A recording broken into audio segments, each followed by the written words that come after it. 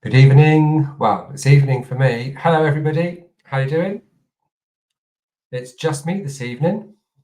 I didn't get around to messaging anybody, so you're going to have to just put up with me and keep me busy. So let's see who's here with us already. Just while, because it's probably going to be a bit of a shock that so it's only 6 minutes past 9 where I am.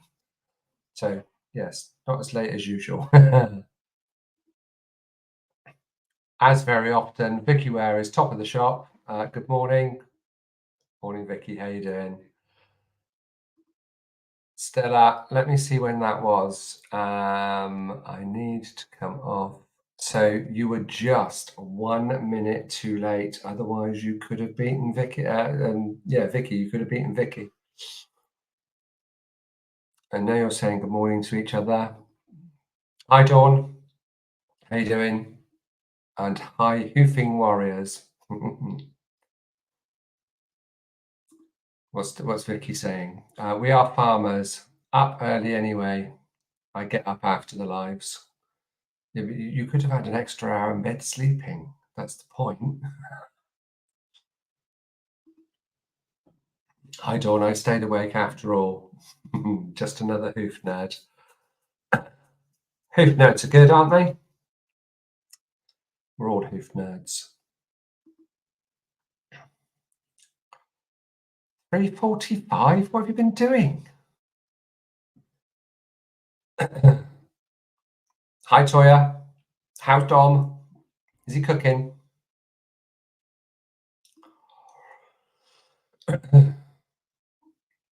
Well, if we are going to be a nerd, Stella, I can think of nothing better than a hoof one. That's true. That's very true.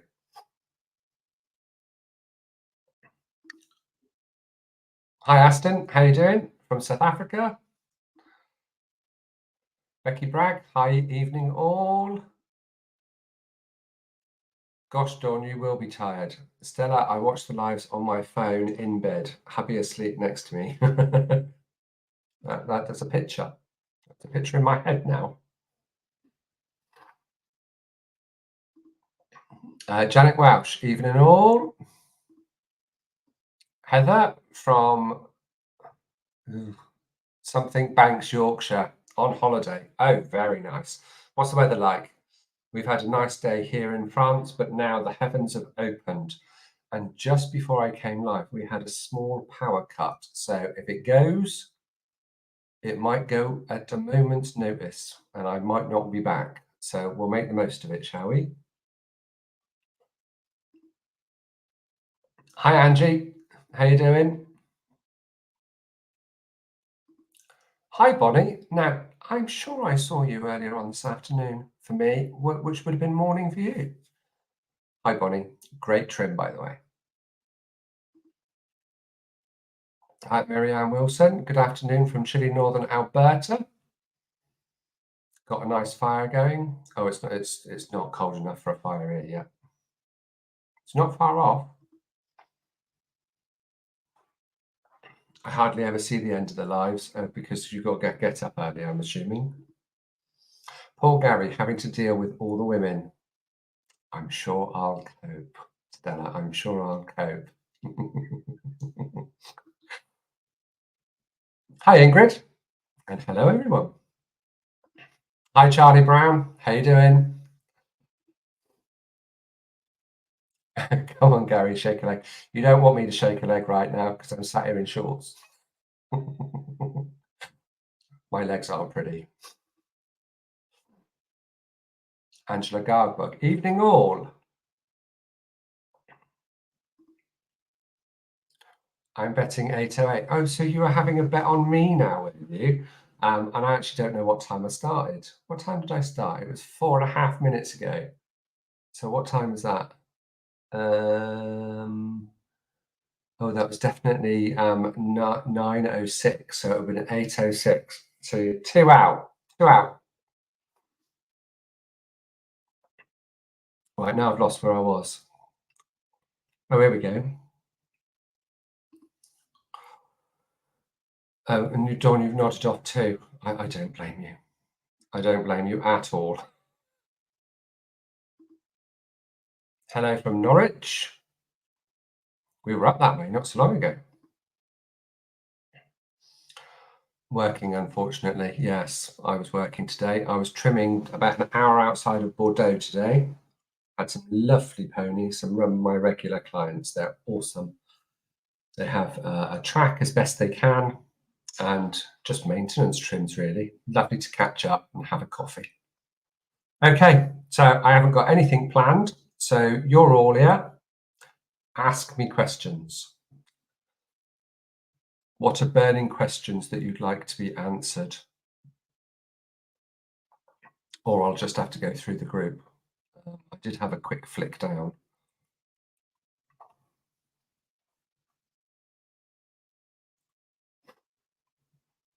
I'm going to give you time to type.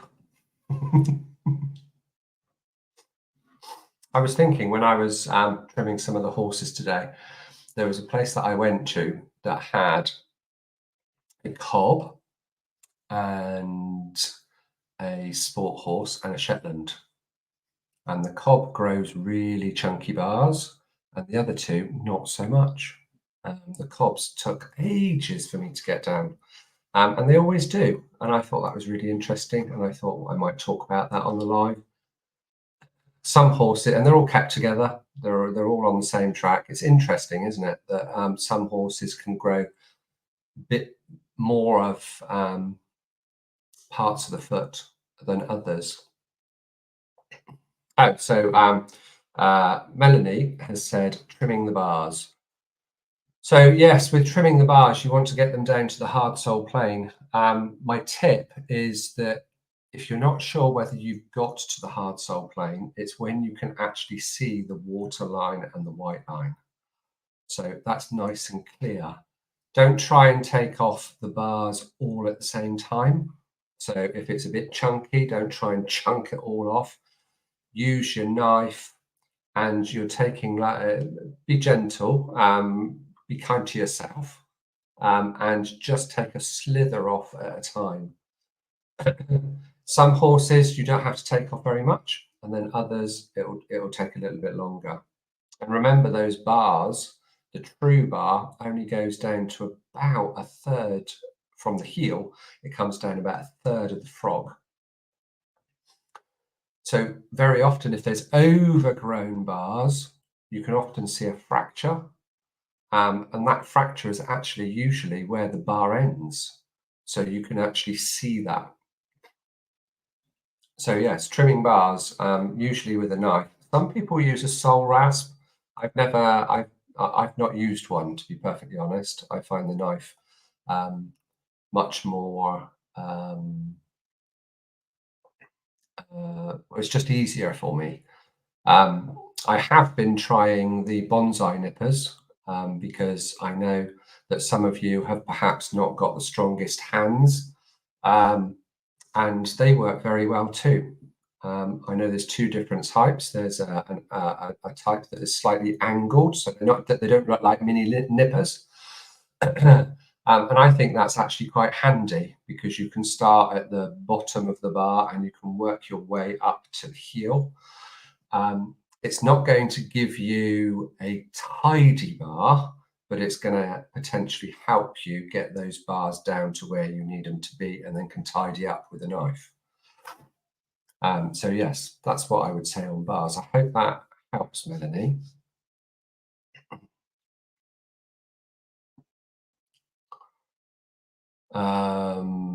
Lydia says, good afternoon from Canada.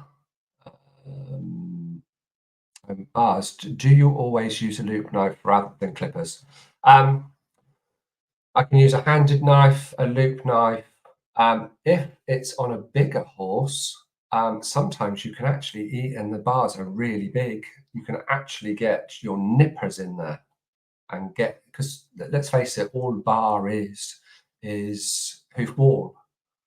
It's just that it's above the hard sole plane. So there's no reason why you couldn't use nippers if you can get in there. Some horses you can, or some feet you can, and some feet you can't.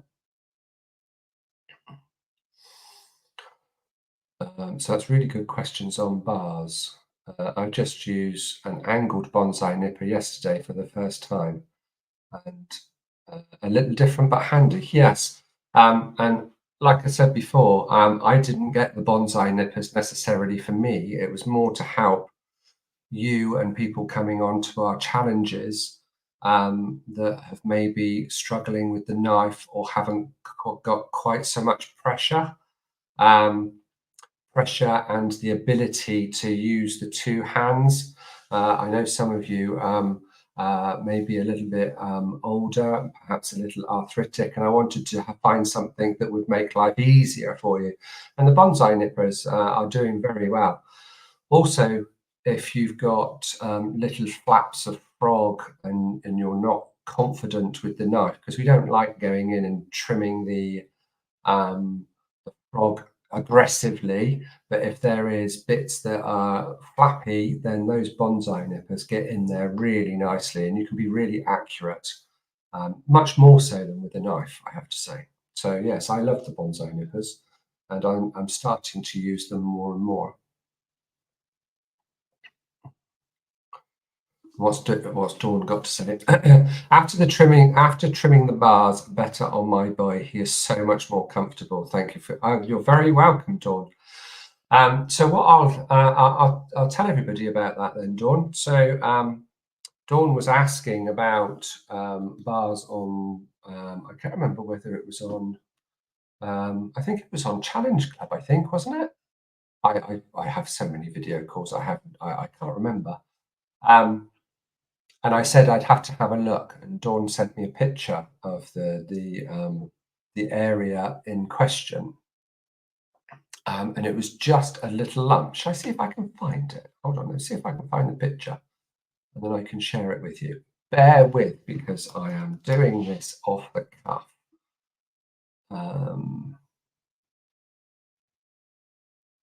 It's just downloading. Hold fire. Bear with. Dawn, we talk a lot. There we go. Oh, hold on. Come back. Come back. There we go.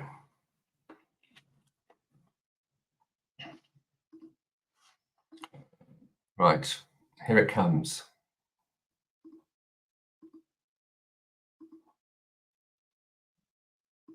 So I hope you can see all that. That's good. So Dawn had a little bit more bar to take here, and this side was much better. So we talked about being handed, and because we are handed, we tend to do one side of the foot much easier than the other, and that's really quite normal. But you can see this bar here is coming down, and it's left a little lump. So what I said to Dawn is you need to get rid of that little lump, because it's actually just confused sole and bar material. The bar actually finishes here. This is just a wee lump. And Dawn went off and did that beautifully. And it's great to hear, Dawn, that that your horse, just after addressing just that little bit of a lump, has made a difference. So well done. If you bear with me a second, I think I can do. Let me see if I can find the after shot.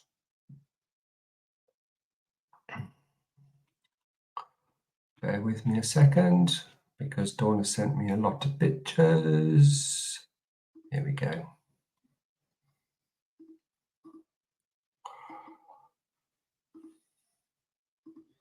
It's coming.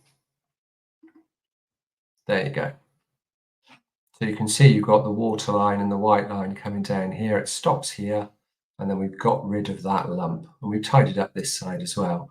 And this is in between trims. So I know that we've got a little bit of extra heel, but this is 2 or 3 weeks growth. It's not due a trim yet. We were just addressing the bars. So I don't want you to think that this horse is needing a trim. Not yet. This is just natural growth since the trim. Awesome job, Dawn, and thank you for sharing.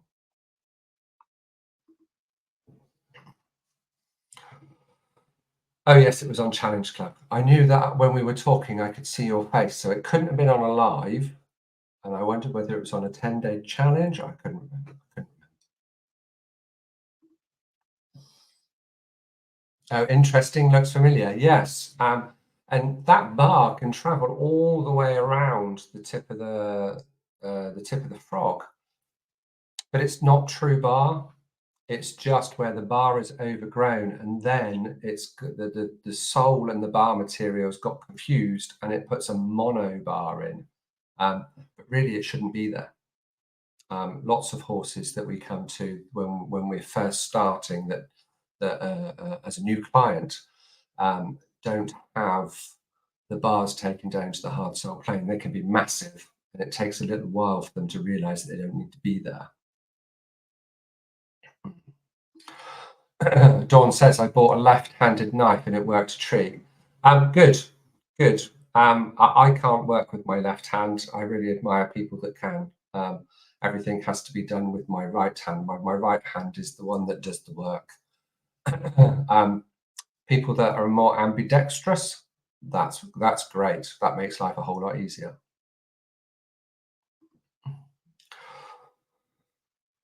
Wow, never thought of a left-handed knife. Yeah, a lot of people actually have, when they're out and they're trimming and they've got their chaps, they've got a right-handed knife in the right and a left-handed knife in the left. Doesn't work for me. But you could also have a loop knife, because a loop knife is not handed and you can use it both ways. Hi, Monica. How you doing? Nice to see you. Oh, you're welcome, Don. Pleasure. Okay, that was a nice long talk, a bit of talk about bars.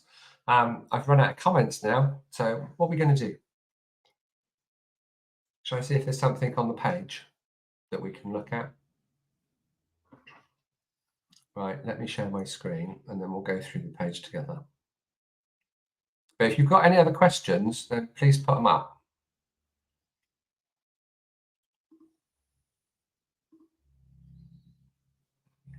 Okay, so let's have a look. Oh, look, there's me and my silly poster.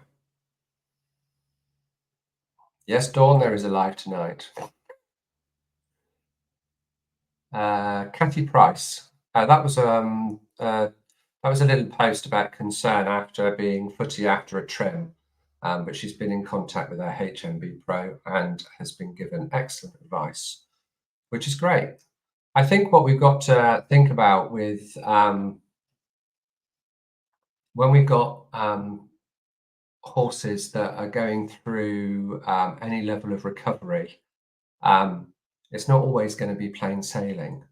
And yes, there are going to be ups and downs. Obviously, we wouldn't expect horses after every trim to be sore, but sometimes when we actually take the hoof down to where it would be naturally, it can highlight that some things may be not quite as right as they should be.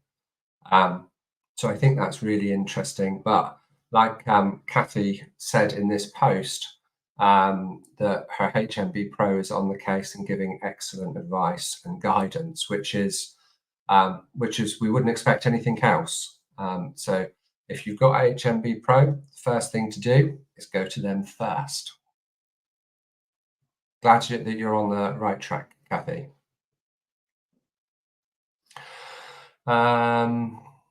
Okay, so Emily Darby, let's see if I can make this bigger. I'm not sure whether you can see it. So come back, Gary. There we go. Let's go to Seymour. Looking for some advice on transitioning a mare from shod to barefoot. I already have 2 Connies barefoot from birth. One who's happy to compete barefoot. This Irish warm blood girl is a little more challenging. Front shoes were taken off abruptly, as she hasn't always been great for the farrier, and takes a lot of time and patience to get front shoes on. Okay, we managed with just the front shoes for almost 2 years without issues, but she is tender in front walking across the yard and it's gravel, stony. I have ordered a fit kit for hoof boots to help with transition. Brilliant idea. Equine Fusions, I would suggest, is an excellent boot for transitioning. They've got a lovely rubbery sole, and they generally fit very well. But I know very little about what helps this period. When shod, she did have a tendency to throw shoes and require a maximum 5 to 6 week cycle. On sand and grass, she seems very comfortable barefoot and rides much the same, but basically I feel I lack the knowledge and tools to help make the change easier. And very few farriers here specialise in barefoot alternative methods. Well, first off, is barefoot alternative? Let's face it, horses ain't born with shoes on, are they? So I perhaps, being a little bit facetious, would say the alternative methods are actually shoeing. So that aside, transitioning, Emily, is timely. Some horses you can take the shoes off, address the diet management, and they can come good very, very quickly. I have to say the shoe provides way more problems than it fixes. If we are being totally honest, the shoes are actually masking a problem. Because if your horse isn't sound out of shoes, your horse isn't sound in them, it's just being masked. And very often, and this is very much a traditional thing, we end up doing what we need to so we can ride. Is shoeing so we can ride the right thing? I think not. But it's great that you're here, and it's great that you're contemplating taking the shoes off in the first place. Like you said, boots are a very good start to help with the transition. I have to say also the trim needs to be right. Now, there's going to be loads of videos. You can have a look at Lindsay's YouTube channel. And if you are not sure, just put a post up and say, where can I find these videos? And one of our admins will send you all of that information, because it will give you a helping hand of what to expect as the shoes come off. There may come a time when you won't be able to ride for a time while she is transitioning.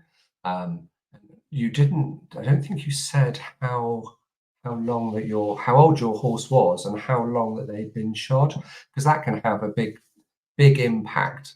Are the heels contracted? How much of the back of the foot has got to give? Is there any central sulcus infection? Has the toes been chopped off? There's so many questions that I have for you, Emily. And if you want any more further advice, what I would suggest is that you put up some pictures, and all of the people on the group will be more than happy to help. And if you want to go further, then there's always our 15 and 10-day challenges, which are exceptional value for money. I'm sure people will agree, to help you and your horse. And let's face it, once you have that knowledge, you've got it forever. So good luck with your transitioning. And yes, post up some pictures. And if you need any more help, let us know.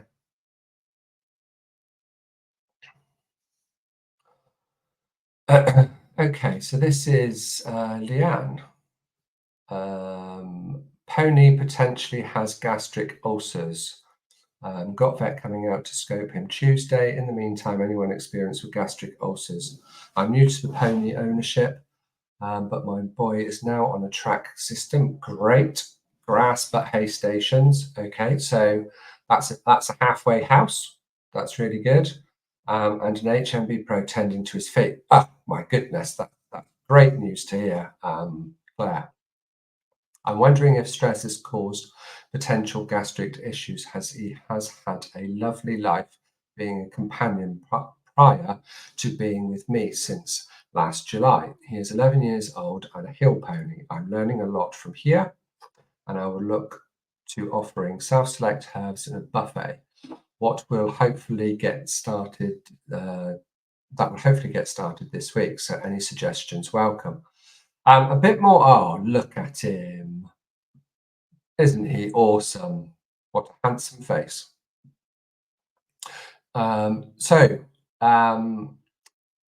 Gastric ulcers. Lots of good quality mixed meadow hay. That will help to settle the ulcers down. If he has got gastric ulcers, that is. Also, stress can cause ulcers. It happens in humans, so it can happen in horses too. You say that he had a lovely life being a companion prior to him coming to you. Now, my question here is he kept on his own? That could have a major impact on him, both physically and mentally, because horses are a herd animal. So that would be my first question. Does he have a companion? Because that's also really, really important. Herd life for horses is paramount.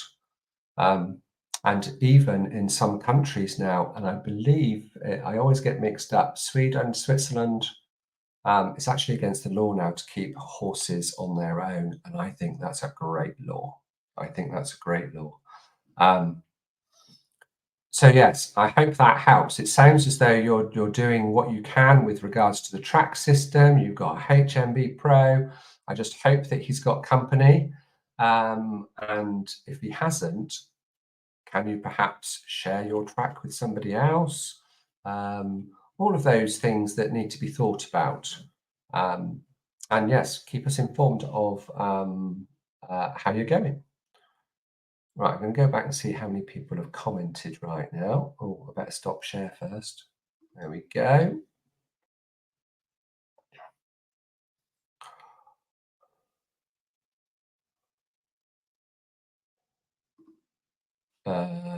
What's your thoughts on hock arthritis, please? My other boy has just been diagnosed.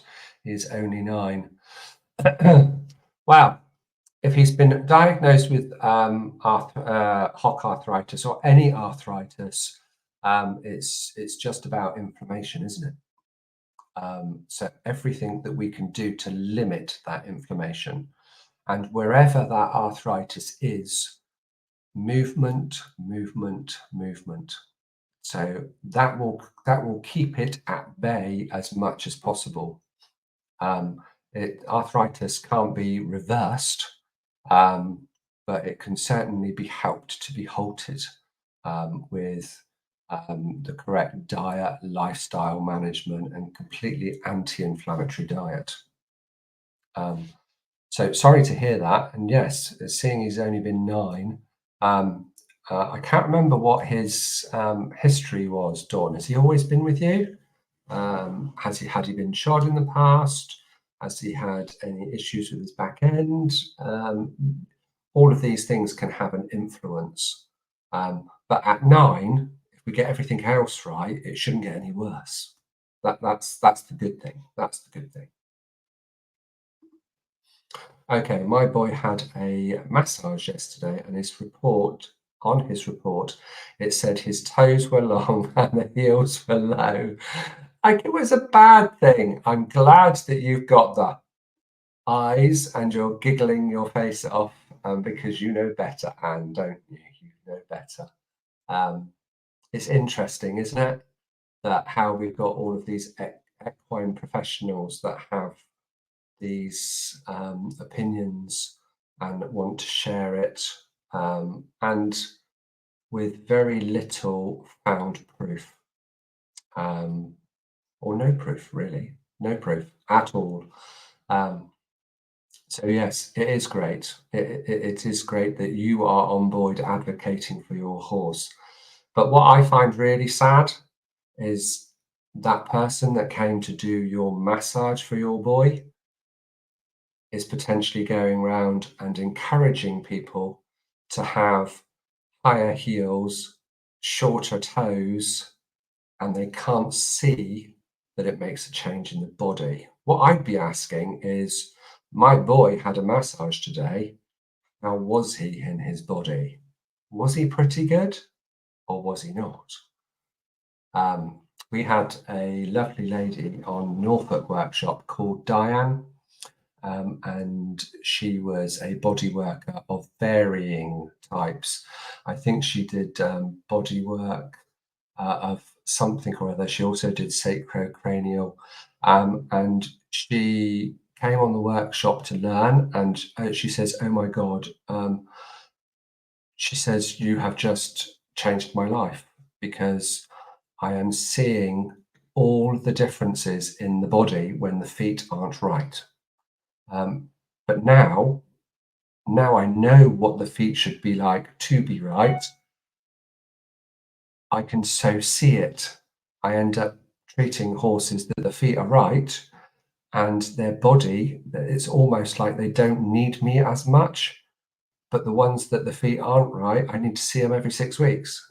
So that was, we knew it anyway, but when people that are equine professionals that come on our courses and they have that realization, oh my goodness, that is so good.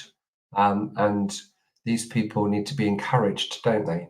Because they're the ones that are also going to change the equine world and increase welfare.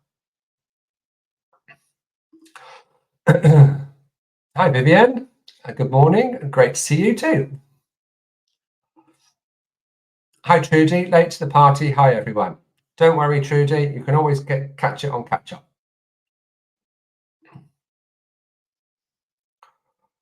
Wow, that's a great law. Yes, I'm pretty sure it's Sweden. I'm pretty sure it's Sweden. And yes, it is a great law. And yes, of course. Drop me a message, and I'm sure we can fit you in. Okay, so we caught up there. So let's go back to the group.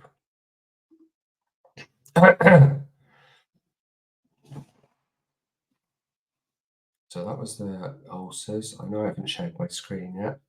I'm just having a flip. Oh, I think this is, oh, this would be a nice one to look at, won't it?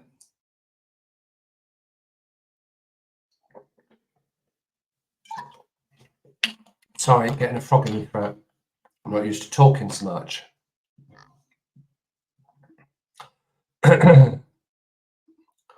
So this is Ramona. And she's on her travels trekking with her horses and her dog.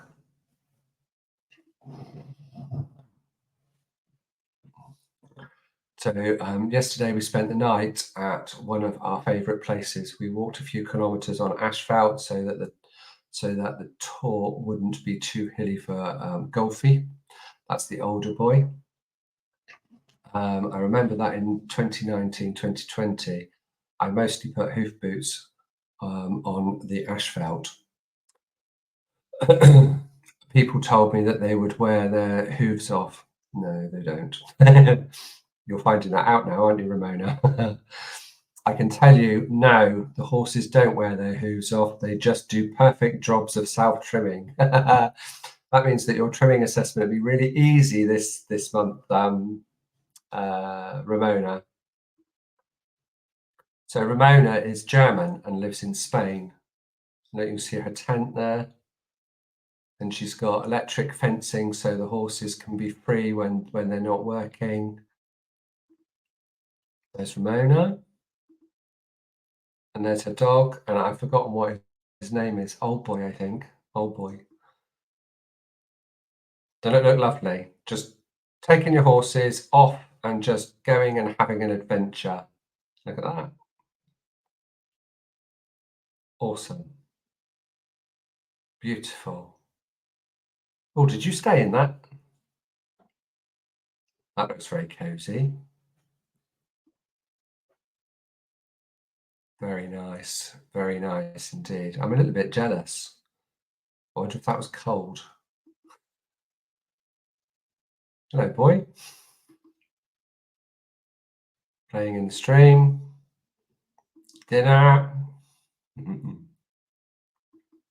Awesome. Self-selecting. Eggs for breakfast.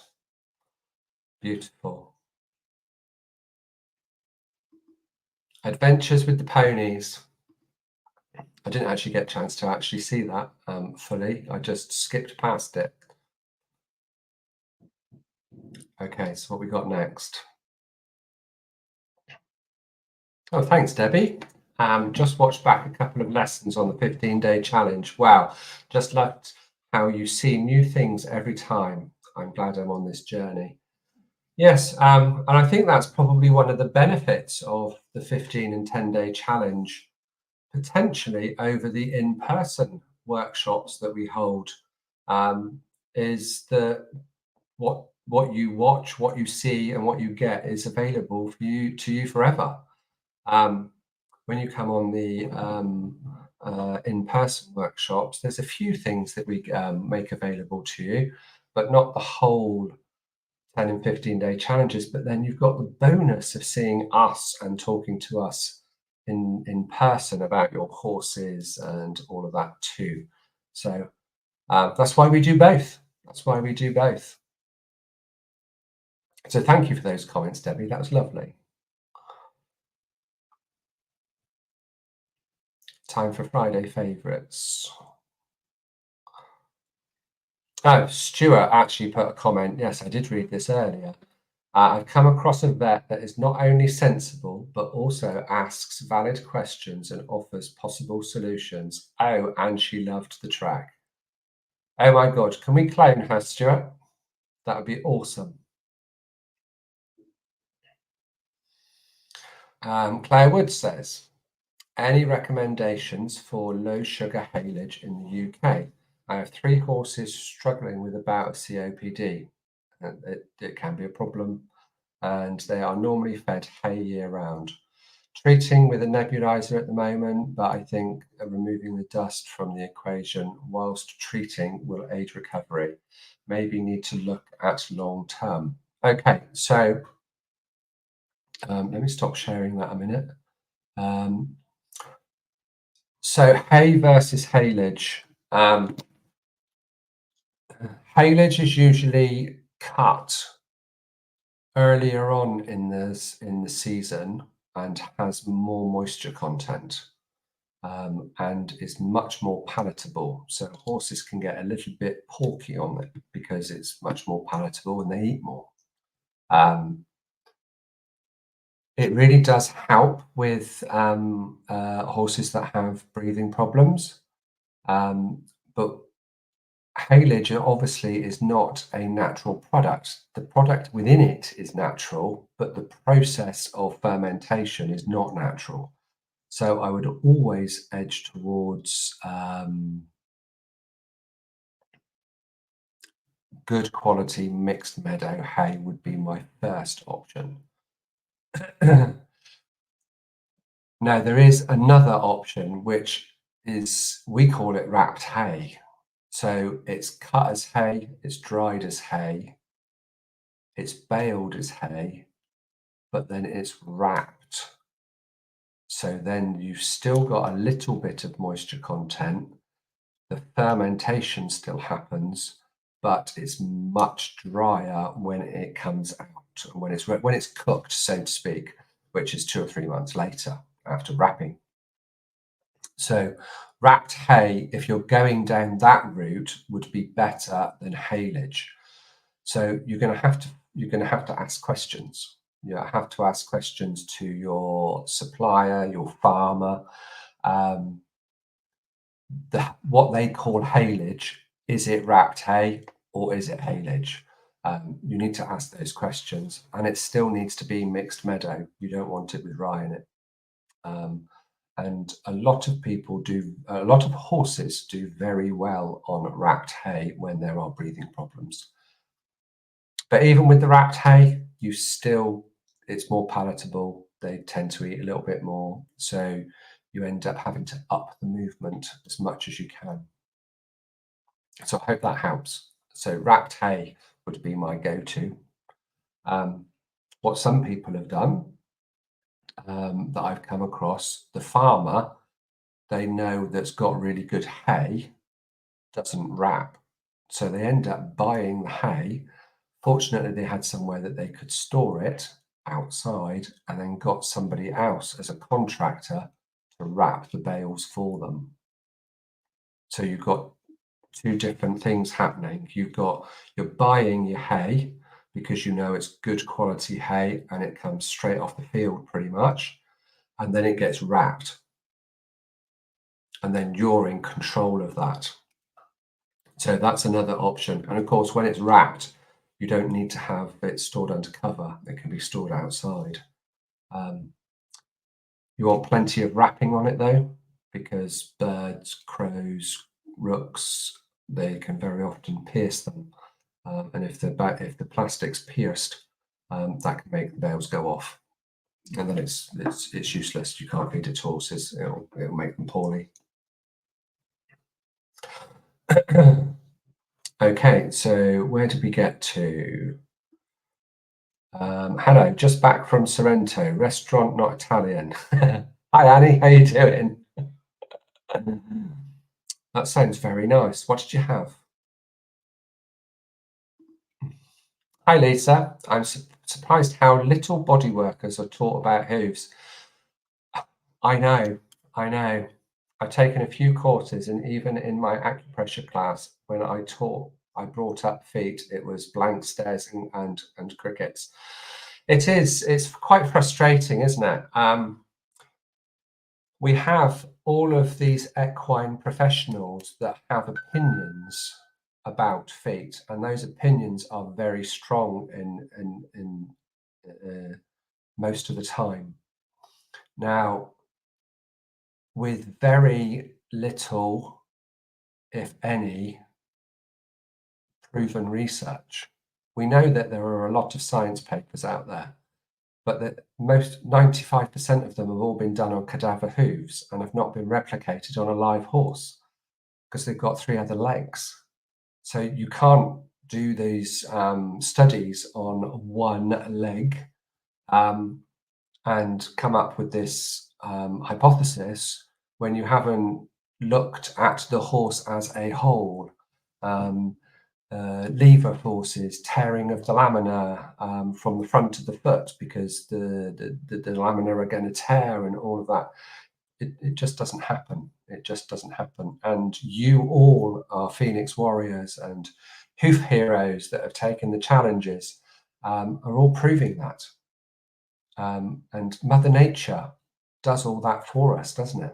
We just set the scene, sort out the diet, sort out the management, have the right trim, and then watch and wait. It is that simple. It's the watching and waiting that a lot of people can't cope with. It's the watching and waiting. But I have to say, within a very short amount of time, people, if they're really observant, they can see progress. They can see progress. Whether that be in the feet, in the body, in the way that the horse moves, even in their personality. It really has a positive impact when we follow Mother Nature's blueprint. And like Lisa was saying, so many people don't have that knowledge. I think Lindsay's referenced it when she went to a conference, and there was a bodywork specialist there, and who is very highly regarded in the equine world. And she brought up a picture of hooves, and it was basically no hoof, no horse. And the picture were horrendous, high-heeled, long-toed, shod feet. And she said, it is so important, and then brushed over it. And this was a lameness specialist for spotting lameness and body issues. it's sad because so many people need to know this stuff. Um, I also have a client, and I've had this client for many years, that is a veterinary physio, and she finds it a struggle too. Um, yeah, and they have code of ethics and things to follow and all of those things, but she does her best to encourage people to go barefoot and have the correct hoof care. It is shocking, Lisa. You're absolutely right. Vivian, so proud of you. I have no idea why. Are you proud of me, or are you proud of Anne Hogan from the Italian restaurant? I've lost the plot.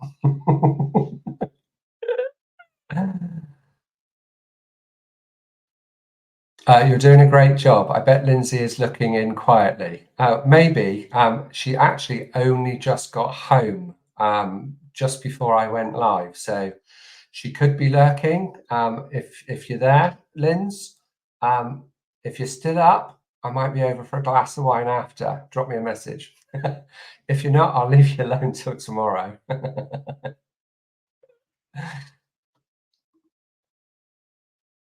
I can't imagine our Lindsay doing anything quietly.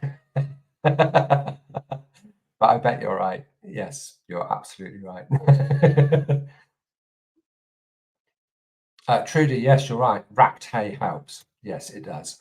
But you've got to get it when it's pretty much just been baled. You want it as soon as possible before you then rack it. It almost needs to be done at the same time as once within a week or so. So when it comes, because when they do their racked hay or haylage, it's normally cut, dried to a certain degree,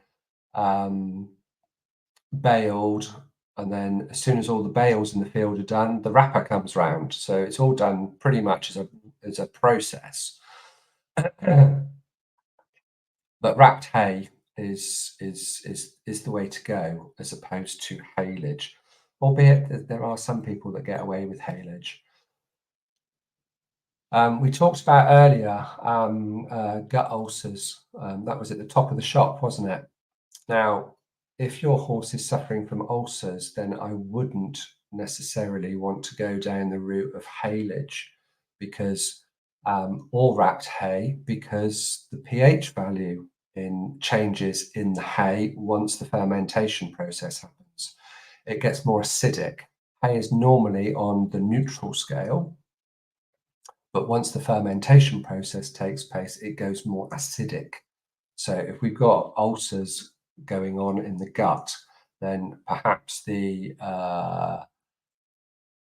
haylage or wrapped hay could potentially aggravate that. So that's something to bear in mind. I'm very late because I was talking to my daughter. Hello, everyone. Well, you're allowed to talk to your daughter, Charlotte. Hi, how you doing? Sarah Lou, I'm late. Link wasn't working for a while for a few on the page. Oh, wasn't it? Oh, well, it worked for us. So sorry about that. I haven't changed anything because I couldn't, because I was here. So glad it's working now, Sarah. Hi, Vanya. How you doing? I was in Bordeaux today. Vanya sometimes comes and does a mentor morning with me when I'm in Bordeaux. Hi, Megan. How you doing? Annie Hogan. Scallops in garlic butter, scallops in garlic butter and asparagus cream for starter, and a fungi risotto for the main. Oh my goodness, 2 glasses of Prosecco. Okay, we might close this this live early so I can go and get some Prosecco or wine. I'm not keen on scallops, but everything else is right up my street. Okay, let's see what Sarah's got to say. Squire's wedge has now completely gone on one hoof. I was gutted. He self-trimmed the last bit off. I wanted to trim it away. 8 months, I'll never forget. Well, that is awesome. I'm going to get told off now because that upsets my dog. Yes, when it gets down to the last few millimeters, that long toe, it can snap off, and it's not due to extraordinary forces. It's just that it's just ready to come, and I have to say, the foot usually knows that it's just about to snap off, and there are no lameness issues. It just happens. If they are a little bit footy, it's very, very short-lived, and they carry on. And it would be really nice to see some of those images once everything is healed, and then you've got a full case study there. He's definitely going to be your story, Sarah. A bit like Sunny was for Lindsay. And this story you're going to be able to take with you on your pro journey. It's big. It really is. Well done. Well done. Okay, so what's Aston got to say? So frustrating. Was making good progress with feet discussions with my friend where my mare is at. Her barefoot trimmer came and proceeded to explain heels are left long and bars because of our region's climate, that there are so many theories out there and that we haven't learned all there is to learn about feet yet. Do we think that Mother Nature and 55 million years of evolution has not actually, we haven't learned anything yet? Sorry, I'm being facetious, perhaps a little sarcastic. I said Mother Nature knows all there is to know about feet she made. I left despondent but relieved that I no longer buy into that rubbish from trimmers. Yes, it's frustrating, isn't it, Aston? Absolutely frustrating. But good for sticking to your guns. And when people turn around and say, and I use this a lot, the horses evolved over 55 million years. It's short and sweet. 55 million years. The horse stopped evolving 1.5, 1.6 million years ago. So the way that we have the horse right now, big head, long neck, long legs, okay, they range from varied ranges from Shetland to Shire and everything in between. How long have we been on the planet? About 200,000 years. They've been on the planet doing really, really well, all on their own for 1.6 million years. How long have they been in domesticity with us? It's anything between 6,000 and 8,000 years, depending on who you read. And we've created all of those breeds, and they haven't changed. We're the ones that are buggering it up, not them. Why do we think we know better? It's a bit arrogant, isn't it? I can't get over the difference in Raven's body and posture currently. And it's all due to the feet. Yeah, isn't it? Because if you can't get effective, natural balance from the feet, where can you get it from? That's really quite powerful, isn't it? If you haven't got balance from your feet, how can you have effective balance anywhere else in the body? I just don't see it. Just don't see it. He's sound and this is Squire. He is sound and he has a tiny hoof. He is hanging onto the other toe for now. And that's good. That's great. The other toe wasn't ready yet. Perhaps you might get to trim that one off. Perhaps he's letting you're going to do one each maybe. You are an inspiration, Sarah, and it's not always easy to share. It's not always easy to share because you can be open to ridicule, as we know. Um, so it takes it to be brave.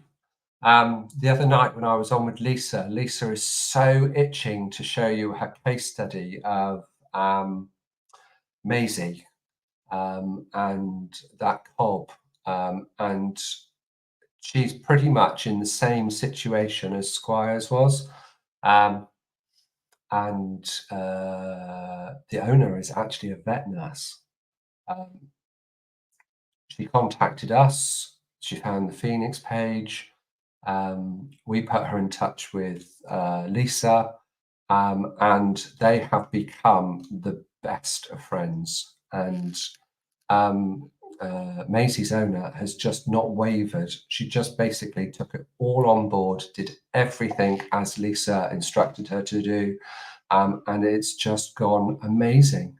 So when all of that is grown out, that's going to be another case study that's going to be shared with you. So Dawn says, "Oh, Sarah, how wonderful. You'll never forget that first post. I'll never forget that first post of yours. What a journey. Love, love, love this." And it's really important. We get to see so much rubbish on the page, don't we? And in the world in general. It's really important to share our successes, isn't it? Our successes, your successes. That's really important. We shouldn't be shy about that. We shouldn't be shy about that at all. Oh, you're welcome. Sarah, Vanya said to me the other day, Sarah, he doesn't have laminitis anymore. He hadn't registered. It hadn't registered with me till now that he doesn't. Isn't that interesting? Because you were waiting for the feet to grow out. He hasn't had laminitis for ages. As soon as he went sound, there was no laminitis. Need to know how to tell myself he is rehabbed and get him back under saddle, giving kiddies rides, which he loves. Oh, that'd be awesome. Oh, we'll definitely have to have a video of that when somebody first gets on his back. But we've got to wait for those feet to finish sorting themselves out first. But isn't that something that we can look forward to? You say that you hadn't contemplated that he hasn't got laminitis anymore. You're not the only one. You're not the only one. When the horse goes down with laminitis, once the trigger is settled or been sorted, they're generally only lame for 6 to 8 weeks. And then they're progressively getting better, obviously. And then you've just got to wait for the hoof to grow out. The hooves look funky for sure. People call us the long toe brigade. We're not. We're not the long toe brigade. If we all got it right, we wouldn't have those horrible long toes that are like slippers, Turkish slippers. But let's face it, we can't always do that. But we own it. We own those funky feet for the limited time that they are there. That's what we do. So well done, Sarah. Aston, oh my God, Sarah, yes, he used to have laminitis. Yes, he used to. He's not anymore. You've spent so much time, effort, money, emotion into sorting him out, Sarah, and you are a credit to him. And now all of your others are going to benefit from Squire. So we know that your others were a little bit on the portly side. They are now all on track together. And I'm sure that you're seeing the benefits of that for all of your horses. So you could say that Squire was brought to you for a reason, for a much bigger reason for the whole herd.